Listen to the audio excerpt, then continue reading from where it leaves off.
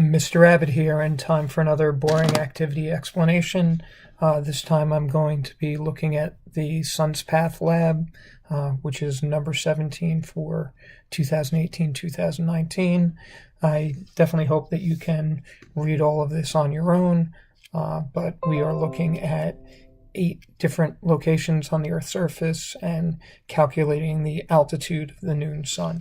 So I'm going to randomly flip to one that we haven't done, maybe one that's a little bit more challenging, but we'll look at this one, which is 66.5 degrees north.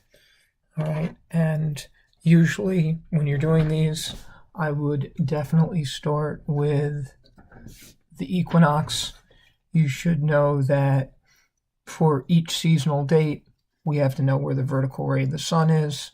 The vertical ray of the sun is always at 0 degrees or the equator on any equinox. Okay, on June 21st, the vertical ray is going to be at 23.5 degrees north, which is the Tropic of Cancer. On 12/21, the vertical ray is going to be at 23.5 degrees south. Now, once you find the equinox path, the noon sun will either go up or down by 23.5 degrees for each season. So starting with this one, okay, you should know that 90 degrees minus your latitude is going to give you the noon sun for the equinox. So for this one, I'm going to do 90 minus 66.5 degrees. You are at the Arctic Circle, which means the angle is going to be 23.5 degrees above the horizon.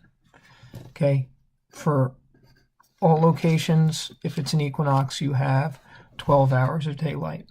So when we are looking at this model, okay, an equinox path, sunrise is due east, sunset is due west. Now, 66.5 degrees is in the northern hemisphere, so the noon sun is going to be to the south.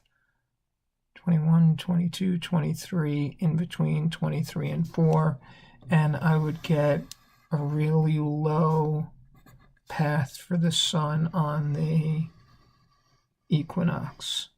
It rises due east and sets due west, and I'm going to label this one equinox, but that angle is 23.5 degrees. Now, in the northern hemisphere, 12/21 is the winter, and 6/21 is the summer. So if I'm looking at this, for the winter, the noon sun is going to drop by 23.5 degrees from the equinox position, and here for the summer it's going to increase by 23.5 degrees.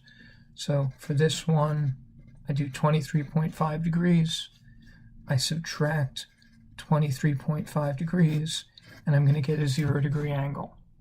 Essentially, on the winter solstice, the Arctic Circle and everything north of the Arctic Circle is getting complete darkness. So you're getting 0 hours of daylight. Now, over here, you take the 23.5 degrees, which was the angle of the noon sun on the equinox. I add 23.5 degrees because the vertical ray has shifted up to the Tropic of Cancer, and now I get 47 degrees. Now, you're going to get 24 hours of continuous daylight. That means when I plot this path, the highest angle is 47 degrees, but the midnight sun would be observable at a 0 degree angle to the north. Okay, so my path would go up. It would take 12 hours to reach there, and it would come completely around in a circle, and it would never set. So you've got 0 hours on the winter solstice, 12 hours on the equinox. 24 hours of daylight on the summer solstice. Now, other things they want us to do. To plot the path, we can't plot the winter path because there's no light. The equinox path should be in green. So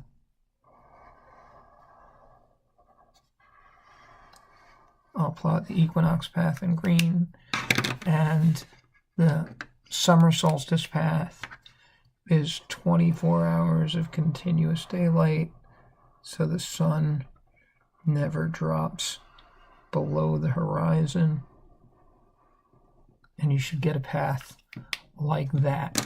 Plot and label the position of Polaris. Well, the altitude of Polaris equals your latitude, so I'm going to go 66.5 degrees. I'll put a star there, and I'll label it Polaris. Label the zenith. The zenith is always at a 90 degrees altitude. It's directly above the observer. And they want sunrise and sunset on 321.